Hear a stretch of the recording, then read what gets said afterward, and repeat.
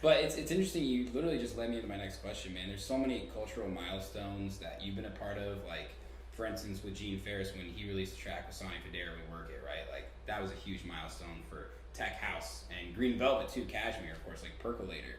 What are some things that you've seen over the past decade or however long you've been involved that you think have really been milestones or turning points for taking house music to the next level?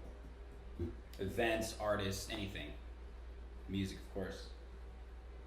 What events have I seen that? I mean, I think just the shift in the culture altogether, the way that clubs are operating, the way that they are kind of cornering the market and honoring what has been created here, whereas we were bringing out a lot of touring artists from all over the place, and people like Gene weren't getting headlining slots here. Paul wasn't getting headlining slots here. You know, they weren't pushing Green Velvet like, you know, they are these days. Right. And just starting with the education of that and starting to re-implement that in places like Spy Bar and Sound Bar has really just brought the integrity back to Chicago. And it's part of there's two parts of being an influencer or having a club or being someone that makes music in Chicago. There's that you do, but then there's also education. And it's everyone's job that has any position or foothold in this market here in Chicago to educate the generation that comes after them. Yeah, absolutely. And educating these people, just because it didn't make money, for a lot of people, they stopped booking it. And that caused a lot of bass music to come through here, a lot of dubstep, a lot of this, a lot of that. And those things were slamming.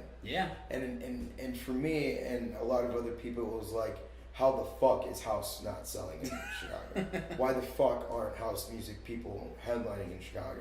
And so, you know, a few years back, there was this great shift of just influence, and we started getting behind our artists again, and booking our artists and paying our artists and putting them on the stages that they deserve. And great parties like Queen are thriving, and you know, things like that. Gene Farris and Friends too. Gene Farris and Friends, absolutely. You know, the parties that Paradigm are putting on with our Chicago headliners, you know. Green Velvet just being just a juggernaut in the space now, you know. That's what I think has been a great pivot point for us. And super. Absolutely. It's a culture shift. I agree with you. I mean, I think people from your generation have put it upon me. My brother's a younger generation than me, and he's going to fucking Green Velvet at Prism with me. You know what I mean? He loves that shit. That was such a great night when you were on the mic, dude. That was fucking, because I think it was the first private label at Prism, if I remember correctly. It was. And I definitely don't want to check that out, but it was like, when I saw you up there with him, and his fucking smile, man, is like... Oh my god, he's one of the funnest people. Like, this guy... We hung out... when was this? It was just like a couple months ago. I think it was like around January or some shit. No, December. We hung out at his Chicago show, then 2 days later he did Detroit, La La Land, and we just did that back to back, and I drove down there with him to like party, and we partied for like those 2 days. Just too much fun. I almost ended up flying to Mexico with him for the next day. It's just fucking ridiculous. He's a lot of fun. When did you first meet him? I met him years and years and years ago. Cashmere days? Not necessarily then, you know, but as I was coming up in the scene, he was seeing a lot of me. I've always been someone that hung out with the people that were kind of positioned in the places that I wanted to go. Absolutely. You know, so I've always wanted to be around, you know, Days and Gene and, you know, the people that were kind of moving the scene. So I was always around a bunch of older people in the industry, and as him and Derrick Carter and Mark Farina and all those guys started to see me around more, they would always be like, "There goes little Dom." You know? And that's awesome. Long story short, you know, I partied really hard for a long time. Yeah. And he would always be like, "You better fucking slow the fuck down." So he looked out for you. Yeah. And then we just through Mamby, You know, because when we were putting Mamby together, I was working closely with Lucas King, and as we were putting that together, part of what I was passionate about was highlighting what comes here from Chicago, and that being a Bronzeville Southside Festival, where a lot of house music was made and produced. It was important to us to magnify and exaltify what was happening on the South Side, and Green Velvet still lives on the South Side. Yeah. And so we celebrated 25 years of Casual Records. I remember that, yeah. Forgot. At Mamby.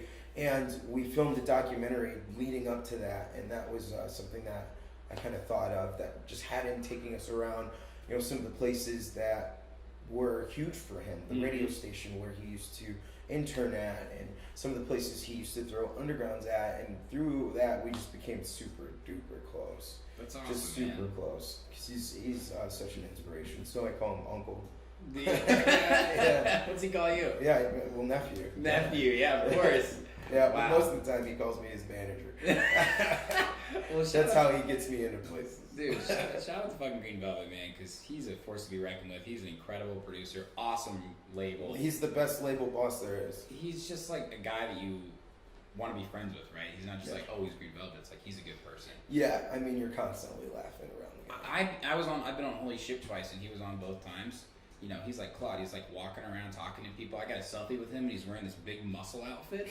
And like, I took a picture with him, expecting him to like walk away. He keeps talking to me. Yeah, he's like, great. I'm like, oh shit. Yeah, This guy wants to like get a drink, sure. So we took a shot, and I was like, God damn it! Like, this is unbelievable. Yeah, did he buy? Usually he'll He did. Yeah, and then he goes, I can afford to pay for it. The Percolator's still selling records.